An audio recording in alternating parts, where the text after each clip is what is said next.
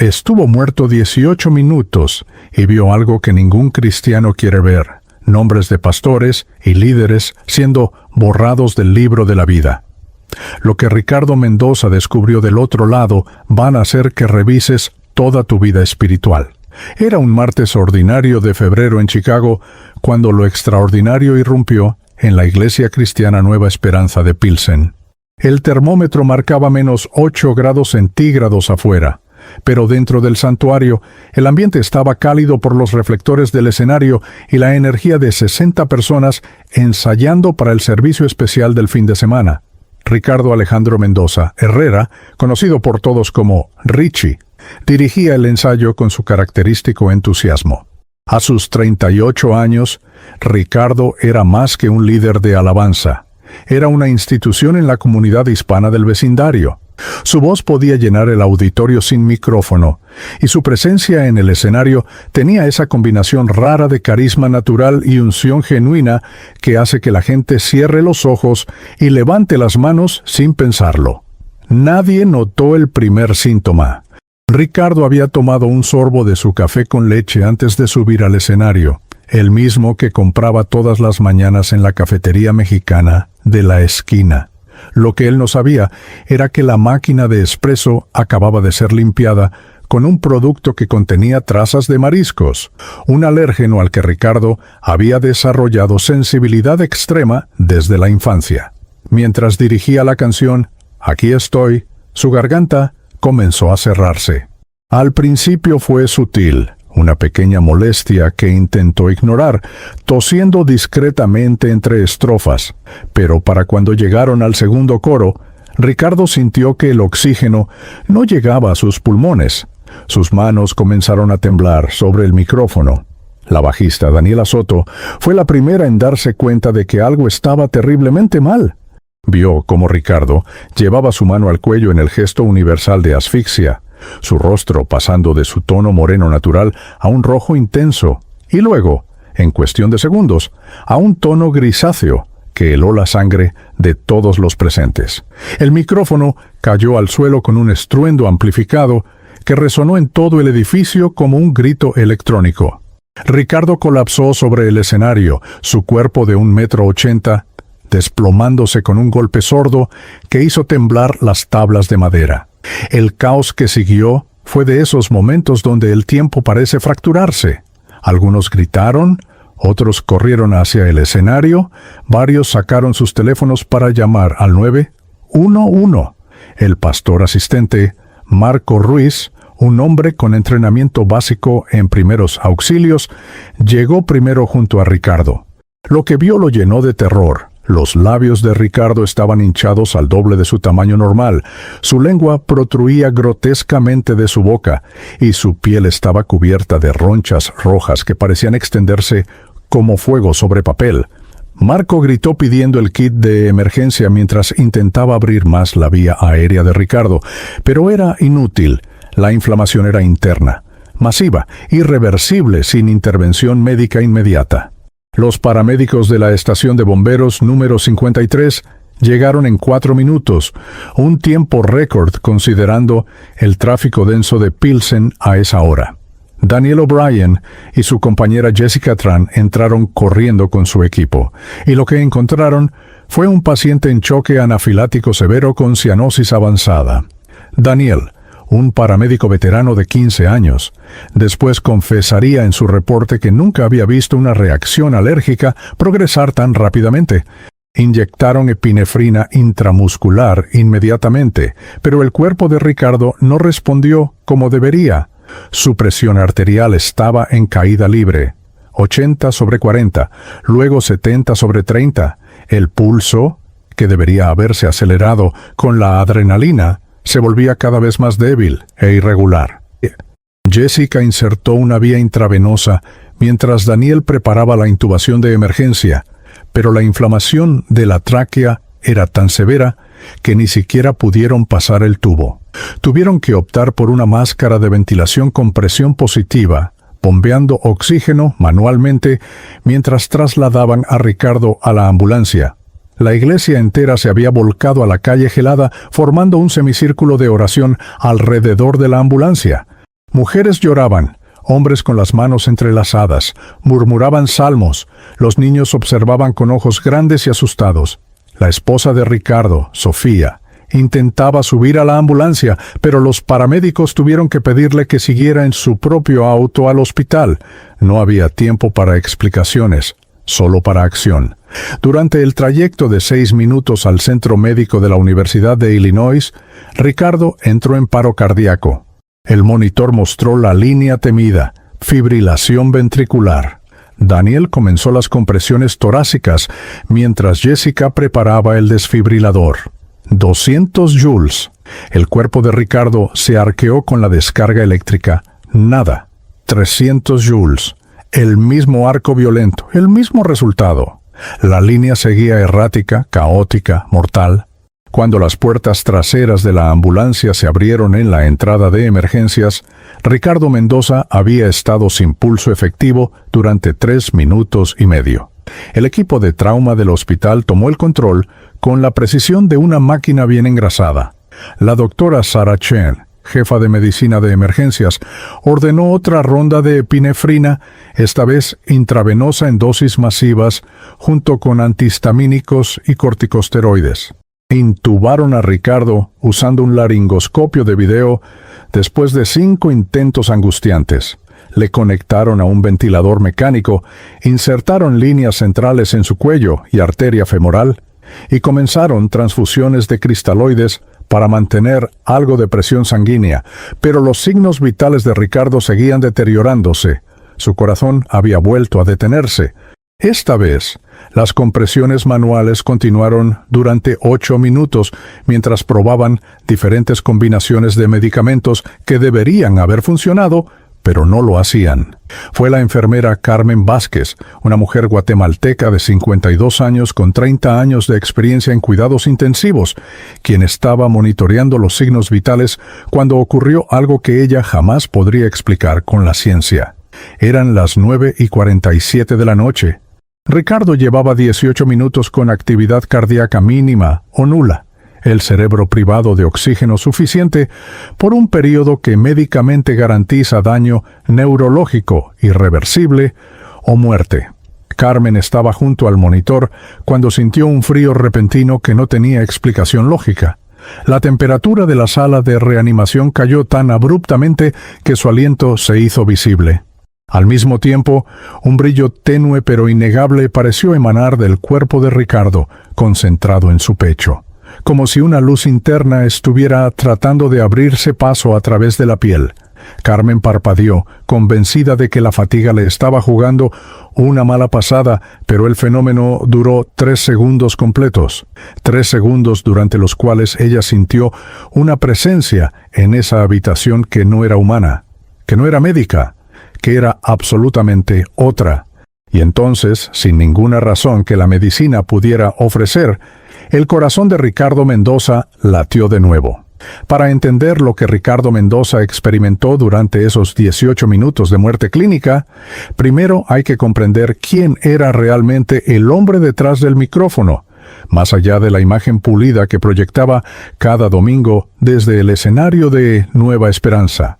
Ricardo nació en 1986 en un pequeño apartamento de 2 habitaciones en el corazón de Pilsen, el mismo vecindario donde 38 años después colapsaría sobre las tablas del escenario de la iglesia. Sus padres, Alejandro y Rosa Mendoza, habían cruzado la frontera desde Guadalajara, Jalisco, 5 años antes, cargando nada más que 2 maletas, un rosario de su abuela y la determinación férrea que caracteriza a los inmigrantes que arriesgan todo por un futuro mejor. Alejandro Mendoza trabajaba 16 horas diarias, 6 días a la semana, en una planta empacadora de carne en el South Side de Chicago. Salía de casa a las 4 de la madrugada, cuando las calles aún estaban oscuras y peligrosas, y regresaba a las 9 de la noche con el olor penetrante del matadero impregnado en su ropa y piel. Rosa limpiaba casas de familias angloamericanas en los suburbios del norte, tomando 2 autobuses y el tren elevado para llegar a trabajos que pagaban $7 la hora sin beneficios ni seguro médico. El pequeño Ricardo crecía viendo a su madre salir antes del amanecer y regresar después del atardecer, sus manos agrietadas por los químicos de limpieza, sus rodillas marcadas por las horas de fregar pisos ajenos. Ella nunca se quejaba. Era el código no escrito de las madres latinas. Sufrir en silencio por el bienestar de los hijos es el acto más sagrado de amor. La familia Mendoza era católica de tradición, como la mayoría de los mexicanos en Pilsen. La abuela Lupita, quien vino a vivir con ellos cuando Ricardo tenía 8 años, rezaba el rosario todas las noches sin falta, sus dedos artríticos deslizándose sobre las cuentas gastadas mientras murmuraba avemarías en un español antiguo y poético. Pero fue a los 16 años cuando Ricardo tuvo un encuentro genuino con Jesús en una campaña evangelística que visitó el vecindario. Una noche de julio, bajo una carpa blanca montada en un estacionamiento vacío, un predicador puertorriqueño habló sobre la gracia de Dios con una pasión que Ricardo nunca había escuchado en las misas formales de su infancia. Esa noche, Ricardo pasó al frente, lloró y entregó su vida a Cristo con la sinceridad ardiente de un adolescente que finalmente había encontrado algo real en medio de la religiosidad heredada. Su conversión fue auténtica, de eso no había duda. Ricardo comenzó a congregarse en Nueva Esperanza, una iglesia pentecostal latina que se reunía en un edificio renovado que antes había sido una fábrica de textiles. Tenía un don natural para la música. Su voz era potente pero controlada, capaz de alcanzar notas altas con una facilidad que hacía que los músicos profesionales voltearan a verlo con envidia. A los 19 años ya lideraba el grupo de jóvenes. A los 23 dirigía la alabanza de los domingos. A los 28 era el coordinador general del Ministerio de Música, supervisando 5 grupos diferentes y un presupuesto anual de $30,000. Todos en la comunidad lo admiraban. Ricardo era el ejemplo perfecto del sueño americano cristiano, hijo de inmigrantes que había llegado lejos. Se había graduado de la universidad comunitaria con un título en administración de empresas. Trabajaba como gerente regional para una empresa de logística. Ganaba un salario de clase media que sus padres jamás soñaron posible. Y además, servía en la iglesia con una dedicación que parecía incansable. Se casó a los 26 años con Sofía Ramírez, una maestra de escuela primaria que también servía en el ministerio infantil. Tuvieron 2 hijos, Mateo de 9 años y Camila de 6. Desde afuera, la vida de Ricardo era una postal de bendición divina. Pero las postales nunca muestran lo que sucede detrás de las puertas cerradas. Ricardo cargaba un peso que nunca compartió con nadie, ni siquiera con Sofía en sus momentos de mayor intimidad. Era el peso del resentimiento cuidadosamente escondido, del orgullo espiritual disfrazado de madurez, de la falta de perdón que había echado raíces profundas en su corazón, como la hiedra venenosa que crece invisible hasta que sofoca todo a su alrededor. 3 años antes de su colapso, Ricardo había tenido un conflicto severo con el pastor principal de Nueva Esperanza, el reverendo Miguel Torres. La disputa había sido sobre algo aparentemente menor, la dirección musical que la iglesia debería tomar. Miguel quería incorporar música más tradicional para atraer a las familias de primera generación, mientras Ricardo insistía en mantener el estilo contemporáneo que atraía a los jóvenes. La discusión escaló hasta convertirse en un enfrentamiento de egos disfrazado de visión ministerial. Ricardo nunca perdonó realmente a Miguel. Después de esa confrontación, aprendió a sonreír en las reuniones de liderazgo, a decir amén durante los sermones, a abrazarlo en los pasillos con la calidez artificial que se espera de los cristianos maduros. Pero en su corazón, Ricardo juzgaba cada decisión que Miguel tomaba, criticaba mentalmente cada sermón y se sentía secretamente satisfecho cuando las cosas no salían como el pastor había planeado. Peor aún, Ricardo justificaba su falta de perdón con lenguaje cristiano moderno. Llamaba a su resentimiento poner límites saludables.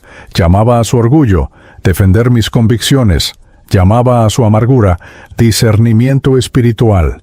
Era experto en el autoengaño santificado. Había más. Ricardo había desarrollado un patrón de comparación constante con otros líderes de alabanza de iglesias cercanas. Cada vez que visitaba otra congregación, mentalmente catalogaba sus deficiencias. Este tiene menos unción que yo. Aquel no alcanza las notas que yo alcanzo. Este otro no conecta con la congregación como yo lo hago. Su identidad había quedado peligrosamente entrelazada con su posición en el escenario. Necesitaba los aplausos, necesitaba los comentarios de ¡qué hermoso ministerio! Necesitaba que la gente le dijera que tenía un llamado especial. Sin darse cuenta, Ricardo había convertido el altar en un escenario de validación personal en lugar de un lugar de adoración genuina. Y estaba la situación con su familia. Ricardo había heredado de su padre la mentalidad del proveedor que se sacrifica, pero había llevado eso al extremo del descuido emocional. Trabajaba 50 horas semanales en su empleo secular, servía otras 15 horas en la iglesia, y lo que quedaba de su tiempo lo dividía entre dormir y estar físicamente presente en casa sin estar realmente presente. Sofía había dejado de pedirle que pasara tiempo de calidad con los niños porque las conversaciones siempre terminaban en frustración. Mateo, su hijo mayor, había dejado de invitar a su papá a sus juegos de fútbol porque Ricardo siempre tenía algo importante en la iglesia. Camila le preguntaba a su mamá por qué papi siempre estaba cansado cuando llegaba a casa, pero tenía tanta energía en la iglesia. La verdad devastadora era que Ricardo había sustituido la intimidad real con Dios por la actividad religiosa. Sus momentos de oración personal se habían reducido a peticiones rápidas antes de dormir.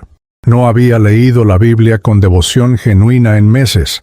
Solo buscaba pasajes para preparar las canciones del domingo. Su relación con Jesús se había vuelto transaccional. Yo te sirvo en público, tú me bendices en privado. Era exactamente el tipo de cristianismo que él mismo criticaba en otros, pero que había crecido silenciosamente en su propia vida, como el moho crece detrás de las paredes que parecen impecables desde afuera. La comunidad latina de Pilsen lo veía como el ejemplo a seguir. Los jóvenes querían ser como él.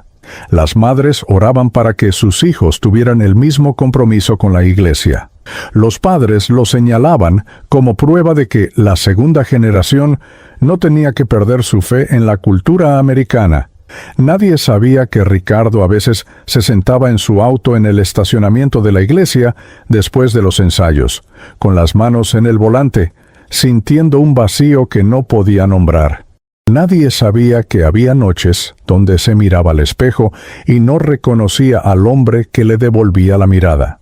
Nadie sabía que Ricardo Mendoza, el líder de alabanza respetado, el cristiano modelo, el ejemplo de la comunidad, estaba espiritualmente muerto, mientras parecía más vivo que nunca. Y entonces vino aquel martes de febrero, el café con trazas de mariscos, el choque anafilático, los 18 minutos de muerte clínica.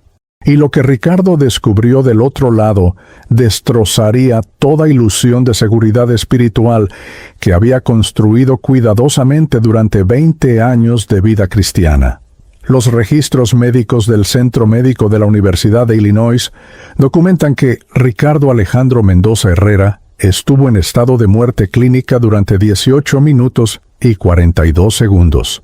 Su electroencefalograma mostró actividad cerebral mínima, el tipo de patrón que los neurólogos asocian con daño irreversible o coma vegetativo permanente. Su corazón se detuvo completamente 2 veces, y la actividad eléctrica que los desfibriladores finalmente lograron reiniciar era tan débil que varios médicos en la sala de emergencias ya estaban considerando llamar la hora de la muerte. Pero lo que los instrumentos médicos registraron como ausencia, Ricardo lo experimentó como la presencia más intensa y aterradora de toda su existencia. No hubo un túnel de luz, no escuchó música angelical, no vio a familiares fallecidos esperándolo con sonrisas en una pradera celestial, como tantos otros relatos de experiencias cercanas a la muerte describen. Lo que Ricardo experimentó fue completamente diferente, y décadas después, cuando finalmente pudo articular lo que vivió durante esos 18 minutos, sus palabras harían que congregaciones enteras cayeran de rodillas en arrepentimiento. Ricardo describe el momento de transición como si alguien hubiera apagado un interruptor en su conciencia física y encendido otro en una dimensión que su mente terrenal no tenía categorías para procesar. Un instante estaba en el escenario de Nueva Esperanza, sintiendo que su garganta se cerraba, y al siguiente estaba de pie en un espacio que desafiaba toda descripción arquitectónica. Era una sala, pero no construida con materiales terrenales. Las paredes parecían hechas de algo entre cristal y agua, translúcidas pero sólidas, reflejando una luz que no provenía de ninguna fuente visible. El piso bajo sus pies era firme, pero Ricardo no podía distinguir si era piedra, metal o alguna sustancia que no existe en el mundo material. Lo más perturbador era el silencio. No era simplemente la ausencia de sonido. Era un silencio tan absoluto, tan denso, que parecía tener peso y presencia propia. Ricardo intentó hablar, pero no salió sonido de su boca. Intentó moverse y descubrió que podía hacerlo, pero sus movimientos no generaban ningún ruido. Era como si el sonido mismo hubiera sido extraído de la realidad en ese lugar. Entonces vio el libro. Flotaba en el centro de la sala sobre un pedestal que emitía una luz suave pero penetrante. No era un libro común, no tenía la apariencia de papel y tinta. Era algo vivo, pulsante, como si cada página respirara con existencia propia. Las letras sobre sus páginas brillaban con un dorado intenso que dolía mirar directamente, no por su brillo, sino por la santidad que emanaba. Ricardo supo instintivamente, sin que nadie se lo dijera, que estaba viendo el libro de la vida del cual hablan las Escrituras, el mismo libro que él había leído sobre domingo tras domingo, que había mencionado en conversaciones teológicas casuales, que había referenciado en estudios bíblicos con la confianza académica de quien conoce la doctrina, pero nunca ha confrontado la realidad detrás de las palabras. Una presencia llegó a su lado. Ricardo no vio a nadie acercarse. Simplemente de un momento al otro ya no estaba solo. Era una figura cubierta con algo similar a una túnica, pero hecha de luz condensada. No tenía rostro visible, o quizás Ricardo no tenía la capacidad de procesar lo que era ese rostro. Más tarde, él describiría esta presencia como el Espíritu Santo, no por alguna identificación verbal, sino por el peso de santidad, autoridad y tristeza que emanaba. Sí, tristeza. Una melancolía profunda que rompía el corazón sentirla. Sin palabras audibles, pero con comunicación más clara que cualquier lenguaje humano, Ricardo entendió que iba a presenciar algo que pocos seres vivos han visto. El libro comenzó a abrirse, sus páginas volteándose solas con una deliberación solemne. Y Ricardo vio nombres. Miles, millones de nombres escritos en ese oro líquido que parecía tener vida propia. Pero lo que vino después heló su alma de una manera que ningún frío terrenal podría lograr. Algunos nombres comenzaron a desvanecerse. No desaparecían instantáneamente, sino que se borraban lentamente, como tinta expuesta al sol durante siglos, perdiendo primero su brillo, luego su definición, hasta que finalmente no quedaba más que un espacio en blanco donde antes había estado escrito el destino eterno de un alma. Ricardo reconoció algunos de esos nombres, no por leerlos específicamente, sino porque junto con cada nombre venía un conocimiento instantáneo de quién era esa persona. Vio el nombre de un pastor latino de una megaiglesia en Texas, un hombre que había predicado a miles, que había escrito libros sobre el poder de Dios, que tenía un ministerio televisivo que alcanzaba millones. Su nombre se desvaneció porque por 30 años había guardado amargura contra el padre que lo abandonó, y esa falta de perdón había envenenado cada sermón que predicaba sobre la gracia. Vio el nombre de una líder de intercesión de una iglesia en California, una mujer que oraba horas diarias, que ayunaba regularmente, que era conocida por su vida de oración. Su nombre se borraba porque su piedad había mutado en orgullo espiritual. despreciando en su corazón a los cristianos que ella consideraba menos consagrados. Vio el nombre de un misionero colombiano que había pasado 40 años llevando el Evangelio a comunidades remotas en el Amazonas, sacrificando comodidad y seguridad. Su nombre desaparecía porque había hecho todo por reconocimiento humano, por ser llamado héroe de la fe, no por amor genuino a Cristo. Uno tras otro, Ricardo vio cristianos latinos de toda América siendo borrados del registro celestial. No eran apóstatas que habían negado la fe. No eran personas que habían cometido crímenes atroces. Eran líderes respetados, siervos dedicados, nombres conocidos en sus comunidades. Y todos compartían algo en común. Habían sustituido la relación genuina con Dios por la apariencia de religiosidad. Habían cambiado el Evangelio de la gracia por la cultura latina de la honra propia y el qué dirán.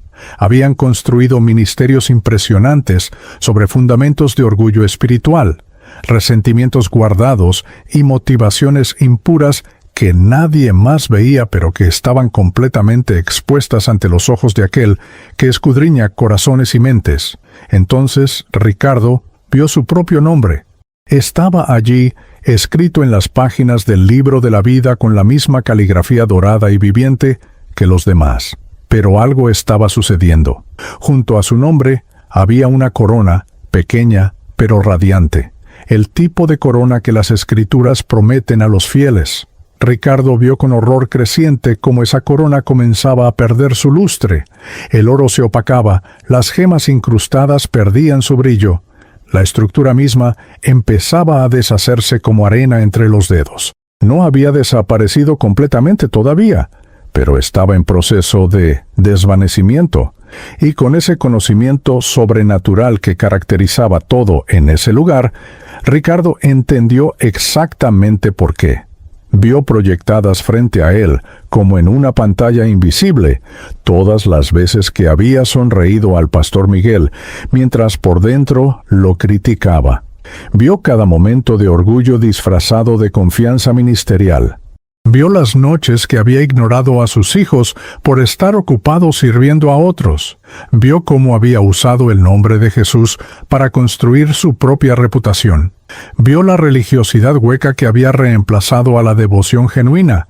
Y lo más devastador, vio cómo todo esto había sido visible desde el principio para Dios, mientras Ricardo jugaba al escondite espiritual consigo mismo, convencido de que su servicio público compensaba su bancarrota privada. La presencia junto a él, ese ser de luz que Ricardo identificaba como el Espíritu Santo, finalmente habló, no con voz audible, sino directamente al centro de su ser. Las palabras fueron como fuego y agua simultáneamente, quemando y sanando al mismo tiempo. Le mostró algo que Ricardo nunca había considerado realmente, que la cultura latina, con toda su belleza y riqueza, también cargaba patrones destructivos que muchos cristianos hispanos habían incorporado a su fe, sin cuestionarlos. El machismo que se traducía en líderes que no podían admitir errores. El qué dirán, que convertía a la iglesia en un teatro de apariencias. La honra propia que hacía imposible el arrepentimiento genuino porque significaba admitir debilidad. La religiosidad heredada que confundía tradición familiar con relación personal con Dios. Ricardo pensó en Judas Iscariote, uno de los 12 que caminó físicamente con Jesús, que vio los milagros, que escuchó las enseñanzas directamente de los labios del Maestro. Y aún así, su corazón siempre estuvo en otro lugar, siempre buscando su propia agenda, su propia gloria, su propia ganancia. Ricardo entendió con claridad cortante que él había estado siguiendo el mismo patrón. Había caminado con Jesús en apariencia, mientras su corazón perseguía ídolos más sutiles, pero igualmente destructivos. La pregunta quedó suspendida en ese silencio denso del tribunal. ¿Seguiría Ricardo el camino de Judas hasta el final? ¿O este momento sería su oportunidad de conversión verdadera? Su corona estaba desvaneciéndose, su nombre aún permanecía pero amenazado. Y en ese momento, Ricardo Mendoza entendió algo que cambiaría todo. Ser cristiano no era garantía de salvación eterna si el corazón permanecía dividido, si el servicio era por motivos equivocados, si la apariencia exterior no coincidía con la realidad interior.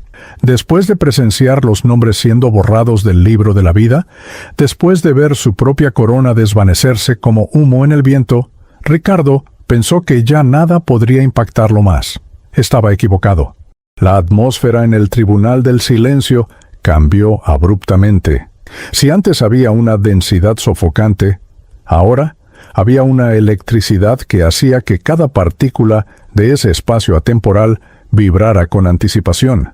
Ricardo sintió que algo estaba por suceder, algo para lo cual ninguna preparación terrenal sería suficiente. La presencia que había estado junto a él, ese ser de luz que identificaba como el Espíritu Santo, retrocedió con una reverencia que comunicaba más que 1000 palabras, y entonces él apareció. No hay lenguaje humano adecuado para describir ese momento. Ricardo intentaría después, en incontables ocasiones, encontrar palabras que pudieran capturar lo que significó estar frente a frente con Jesucristo. Lo más cercano que pudo articular era pedirle a la gente que recordara la serie The Chosen, específicamente la interpretación de Jonathan Roumie, no porque el actor fuera idéntico, sino porque su representación capturaba algo de la humanidad y divinidad combinadas que Ricardo experimentó en ese encuentro. Pero incluso esa referencia se quedaba infinitamente corta. Lo que Ricardo vio era Jesús en su gloria, no el carpintero humilde de Galilea, sino el Rey de Reyes, el Alfa y Omega, el Verbo hecho carne, que ahora resplandecía con la plenitud de su naturaleza divina. El rostro de Cristo era de una belleza que dolía contemplar. No era dolor físico, sino el dolor de un alma finita intentando procesar la perfección infinita. Sus ojos eran lo más impactante. Ricardo había escuchado toda su vida sobre la mirada de Jesús en sermones. Había cantado coros sobre encontrarse con sus ojos. Había leído descripciones poéticas en libros devocionales. Nada lo preparó para la realidad. Los ojos de Jesús contenían simultáneamente un amor tan profundo que Ricardo sintió que podría ahogarse en él, y una santidad tan absoluta que exponía cada mentira que Ricardo se había dicho a sí mismo. Era misericordia y juicio en la misma mirada. Era ternura infinita y autoridad incuestionable. Era el abrazo del Padre esperando al Hijo pródigo y el fuego que consume toda impureza. Jesús no habló inmediatamente. Simplemente miró a Ricardo con esos ojos que veían más allá de las máscaras, más allá de las actuaciones dominicales, más allá de la reputación comunitaria, directamente al núcleo de quién era Ricardo Mendoza cuando nadie más estaba mirando. Y bajo esa mirada, Ricardo se desmoronó. Todas las justificaciones cuidadosamente construidas se evaporaron. Todas las racionalizaciones espirituales se revelaron como lo que eran, humo y espejos. Ricardo vio su propia alma reflejada en los ojos de Cristo, y lo que vio lo horrorizó. No era el líder respetado, no era el siervo fiel, no era el cristiano modelo. Era un fariseo moderno, un sepulcro blanqueado, un hombre que había aprendido el lenguaje del reino, pero cuyo corazón seguía siendo territorio enemigo. Entonces Jesús habló. Su voz no era fuerte en volumen, pero tenía un peso que hacía temblar la realidad misma. Cada palabra penetraba no solo los oídos, sino directamente el espíritu. Y lo que dijo destrozó a Ricardo de maneras que ninguna crisis terrenal podría igualar. Cristo pronunció palabras que Ricardo sentiría resonar en su alma por el resto de su existencia. Muchos me llaman Señor, pero el corazón les pertenece a su propio ego. La frase era simple, devastadoramente simple, pero contenía una verdad que Ricardo había evitado toda su vida cristiana. Él había llamado a Jesús Señor con sus labios miles de veces. Lo había proclamado en canciones, lo había declarado en oraciones públicas, lo había escrito en publicaciones de redes sociales. Pero su corazón el centro de su ser donde residían sus verdaderas lealtades y deseos. Ese corazón había estado sirviendo a un ídolo mucho más cercano, su propia imagen, su propia reputación, su propio ego disfrazado de ministerio. Cristo continuó hablando y cada palabra era como cirugía espiritual sin anestesia. Le mostró a Ricardo algo que él nunca había considerado completamente: cómo la cultura latina, con toda su belleza de familia, honor y tradición, también cargaba patrones que cuando se mezclaban con el cristianismo, sin ser redimidos, creaban una religiosidad tóxica y mortal. Jesús le reveló que muchos latinos, incluyéndose a sí mismo, habían sustituido el evangelio de la cruz por la cultura de la honra propia. En lugar de abrazar la humildad radical que Cristo enseñó, donde el mayor es el que sirve y el primero será el último, habían construido jerarquías religiosas basadas en el respeto humano y la apariencia pública. En lugar de la vulnerabilidad que permite el arrepentimiento genuino, habían adoptado una fachada de tenerlo todo resuelto, porque admitir debilidad era visto como deshonra cultural. Ricardo vio con claridad cómo esto se manifestaba en iglesias hispanas por toda América. Líderes que no podían pedir disculpas porque eso amenazaba su autoridad patriarcal. Congregaciones más preocupadas por el qué dirán del vecindario que por la santidad genuina. Familias donde la religión era tradición heredada más que relación personal con Cristo. Jóvenes de segunda generación que abandonaban la fe no porque rechazaran a Jesús, sino porque rechazaban la hipocresía religiosa que habían presenciado. Y en el centro de todo esto, personas como Ricardo sirviendo en altares mientras sus corazones servían a ídolos más sutiles pero igualmente destructivos que los de oro y madera. Jesús le habló específicamente sobre el perdón, o más bien, sobre la falta de él. En la cultura latina había explicado el Señor con una paciencia que contrastaba con la severidad de sus palabras. El honor y el orgullo a menudo hacían imposible el perdón verdadero.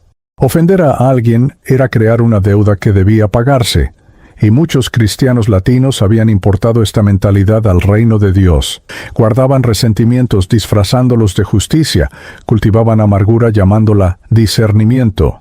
Mantenían distancias relacionales alegando límites saludables, cuando en realidad era simple falta de perdón. Cristo le mostró a Ricardo que cada vez que él había sonreído al pastor Miguel mientras por dentro lo juzgaba, estaba violando el mandamiento más fundamental del reino: amar al prójimo como a uno mismo. Le mostró que su incapacidad de perdonar genuinamente no era una debilidad menor, sino un pecado mortal que estaba destruyendo su alma lentamente. Entonces vino el ultimátum. No fue presentado como amenaza, sino como una verdad simple y terrible. Jesús le dio a Ricardo dos opciones. La primera era permanecer allí, enfrentar el juicio que su vida merecía, y descubrir que décadas de servicio religioso no compensaban un corazón dividido. La segunda era regresar, pero no simplemente regresar a vivir como antes. Si Ricardo volvía al mundo de los vivos, volvía con una misión específica, no negociable, que lo convertiría en uno de los mensajeros más incómodos de su generación. Debía advertir a la Iglesia latina que la corona de un cristiano no es garantizada por tiempo de servicio, por posición ministerial, por respeto comunitario. La corona se pierde cuando el corazón se aparta, cuando el servicio se vuelve actuación, cuando el ego reemplaza a Cristo en el trono del alma. Ricardo entendió en ese momento que estaba siendo llamado al mismo tipo de misión profética que caracterizaba a los personajes de The Chosen. Pensó en Mateo, el recaudador de impuestos despreciado que se convirtió en apóstol. Pensó en María Magdalena, la mujer con pasado oscuro que se transformó en la primera testigo de la resurrección. Pensó en Pedro, el pescador impulsivo que negó a Cristo 3 veces, pero fue restaurado para alimentar sus ovejas. Y entendió que ser uno de los escogidos no era un privilegio que inflaba el ego. Era una responsabilidad aterradora que exigía muerte al yo y vida completamente rendida a Cristo. Los escogidos de hoy no eran necesariamente los que tenían plataformas grandes o ministerios exitosos. Eran aquellos cuyas vidas, incluyendo sus fracasos y quebrantamientos, testificaban de la realidad transformadora del Evangelio. Jesús extendió su mano hacia Ricardo. Era una mano marcada con cicatrices, las cicatrices de clavos romanos que habían atravesado carne y tendones hace 2000 años. Esas cicatrices no habían desaparecido con la resurrección, permanecían como recordatorio eterno del precio que Cristo pagó, del amor que llevó al Hijo de Dios a un madero romano. Y Ricardo entendió. Si Cristo cargaba sus cicatrices eternamente, ¿cómo se atrevía él a pretender que su vida cristiana no necesitaba las marcas del sufrimiento redentor, de la muerte al ego, del quebrantamiento que precede a la verdadera transformación? La decisión de Ricardo fue instantánea, no porque fuera valiente, sino porque estar en la presencia de Cristo hacía imposible cualquier otra respuesta. Tomaría la segunda opción, volvería, pero volvería como un hombre completamente diferente, cargando un mensaje que incomodaría a muchos, que le costaría amistades, que posiblemente lo alejaría de posiciones de liderazgo que había construido durante años. Volvería a advertir que es posible estar muerto espiritualmente mientras se parece estar más vivo que nunca en el servicio religioso. Volvería a proclamar que Jesús no buscaba siervos eficientes, sino hijos genuinos. Volvería a desafiar la cultura de apariencias que había infectado la Iglesia latina. En el momento en que Ricardo tomó la mano cicatrizada de Jesús, todo cambió. La sala comenzó a desvanecerse.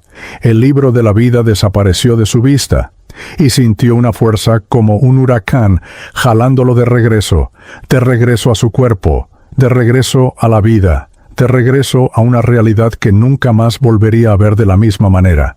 El reloj digital en la pared de la sala de trauma del Centro Médico de la Universidad de Illinois marcaba las 9:52 de la noche cuando sucedió lo que el Dr. James Patterson, médico de emergencias con 22 años de experiencia, después describiría en su reporte oficial como un evento sin precedentes en su carrera. Ricardo Mendoza había estado clínicamente muerto o en un estado de actividad cardíaca mínima durante 18 minutos y 42 segundos. Su cerebro había sido privado de oxígeno adecuado por un periodo que médicamente garantiza daño neurológico irreversible o muerte cerebral. Los protocolos estándar indicaban que era tiempo de declarar el fallecimiento del paciente. La doctora Sarah Chen ya estaba preparando las palabras que le diría a Sofía Mendoza, quien esperaba fuera con el rostro surcado por lágrimas y las manos aferradas al rosario de su abuela. Pero entonces los monitores cobraron vida de una manera que ninguno de los presentes podría explicar. No fue una recuperación gradual, como sucede cuando los medicamentos finalmente hacen efecto, y el corazón responde lentamente a la reanimación. Fue instantáneo. El electrocardiograma, que mostraba una línea casi plana de repente, registró un ritmo sinusal normal, fuerte y estable. La saturación de oxígeno, que había estado en niveles críticos, saltó a 92% en cuestión de segundos.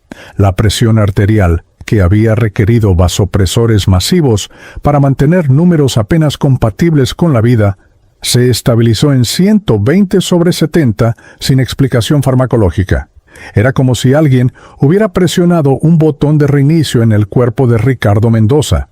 La enfermera Carmen Vázquez, quien había presenciado el fenómeno de la caída de temperatura y el brillo inexplicable momentos antes, soltó un grito ahogado que resonó en la sala.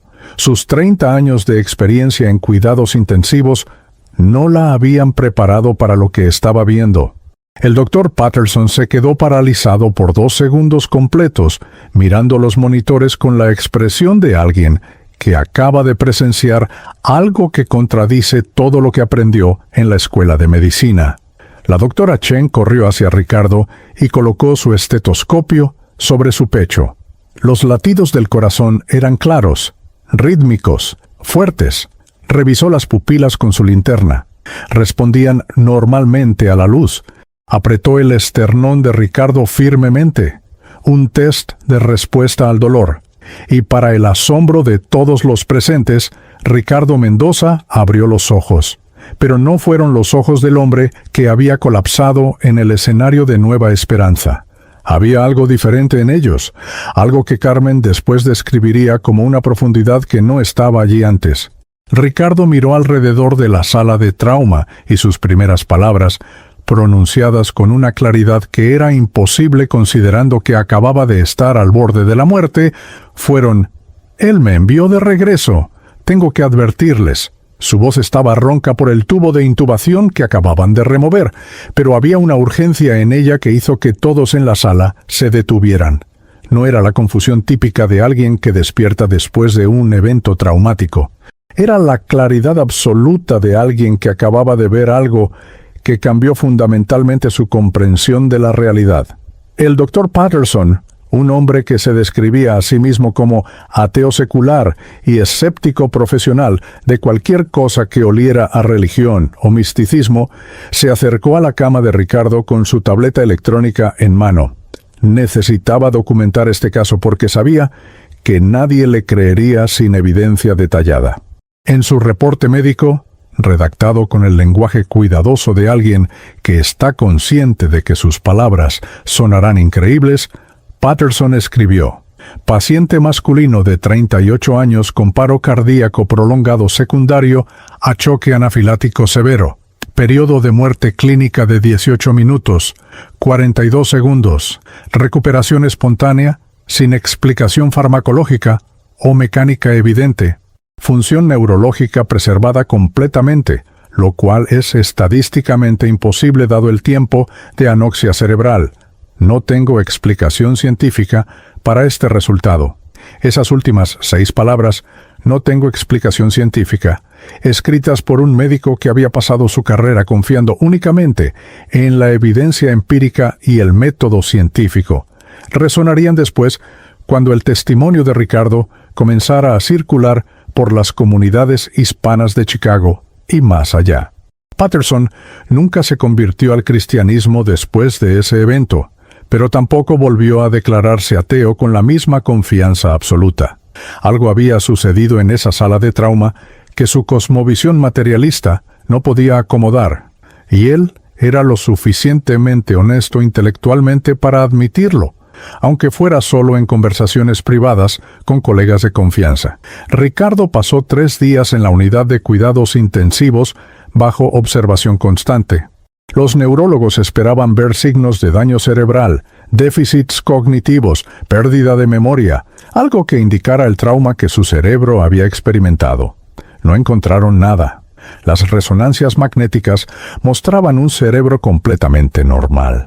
Las pruebas cognitivas revelaban funcionalidad perfecta. Era como si esos 18 minutos de muerte clínica nunca hubieran sucedido, al menos a nivel físico. Pero a nivel espiritual, Ricardo Mendoza era un hombre completamente diferente. La transformación era tan evidente que incluso las enfermeras que no compartían su fe notaban algo distinto en él. Había una quietud en su presencia que contrastaba dramáticamente con el hombre carismático y enérgico que había entrado a emergencias días antes. Cuando Sofía finalmente pudo estar a solas con su esposo, encontró a un hombre que lloraba con un quebrantamiento que ella nunca había presenciado en 20 años de matrimonio. Ricardo le confesó todo: los resentimientos que había guardado, el orgullo que había cultivado, las motivaciones impuras detrás de su servicio ministerial, la falta de perdón que había envenenado su alma. Le pidió perdón por haber estado físicamente presente, pero emocionalmente ausente. Le contó sobre el tribunal del silencio, sobre ver los nombres siendo borrados del libro de la vida, sobre la corona que estaba perdiendo. Y le habló del encuentro con Jesús, de esos ojos que veían todo y amaban completamente al mismo tiempo, de la misión que le había sido encomendada. Sofía lloró con él, no solo de alivio porque su esposo había regresado, sino de convicción, porque el mensaje de Ricardo la confrontaba con sus propias áreas de hipocresía espiritual.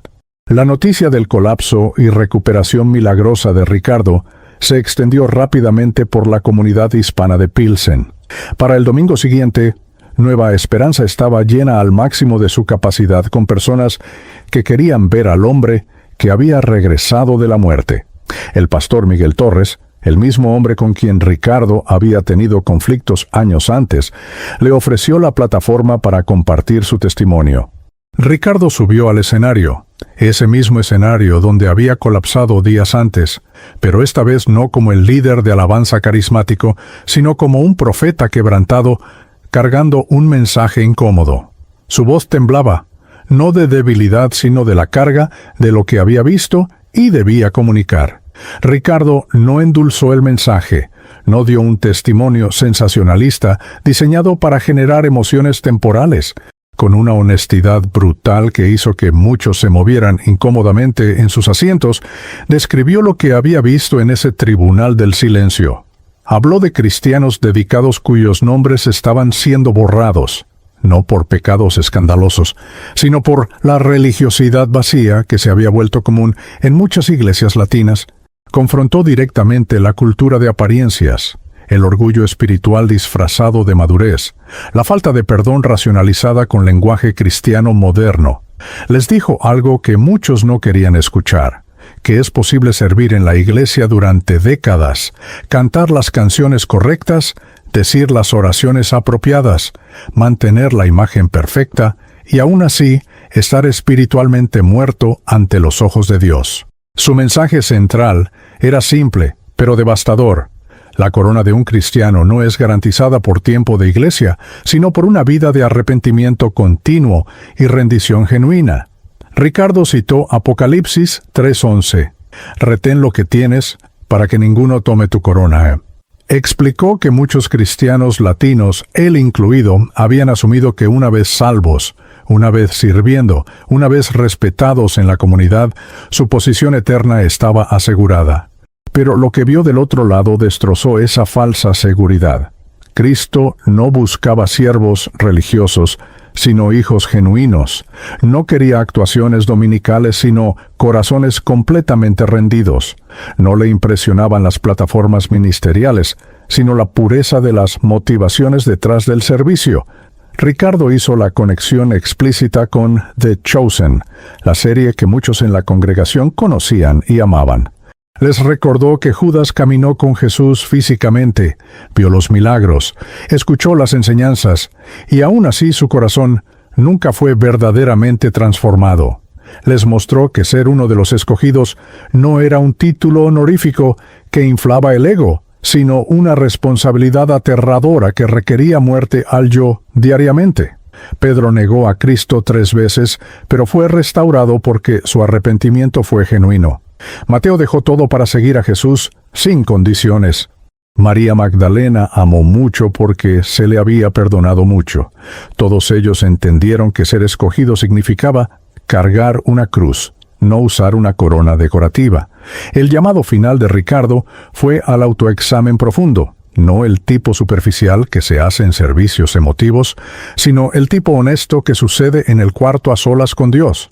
Les instó a preguntarse: ¿estoy sirviendo a Jesús o a mi propia imagen? ¿He perdonado genuinamente o solo he aprendido a esconder el resentimiento?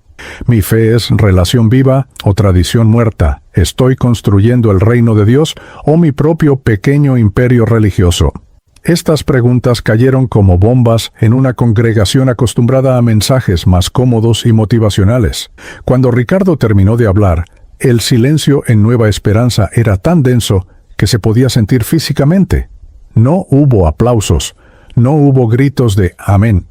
En su lugar, algo mucho más poderoso sucedió: quebrantamiento genuino.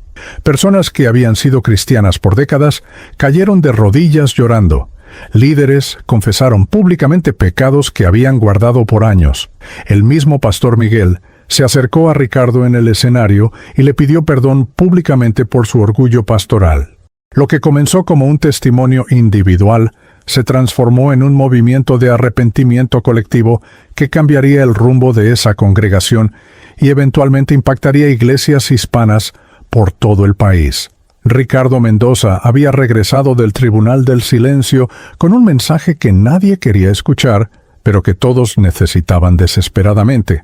Y en ese regreso, en esa transformación de líder exitoso a profeta quebrantado, quedaba demostrado algo que la ciencia médica no podía explicar, pero que la realidad espiritual confirmaba. Hay cosas más allá de lo visible, verdades más profundas que lo medible, y una rendición de cuentas eterna que hace que toda apariencia temporal sea absolutamente insignificante.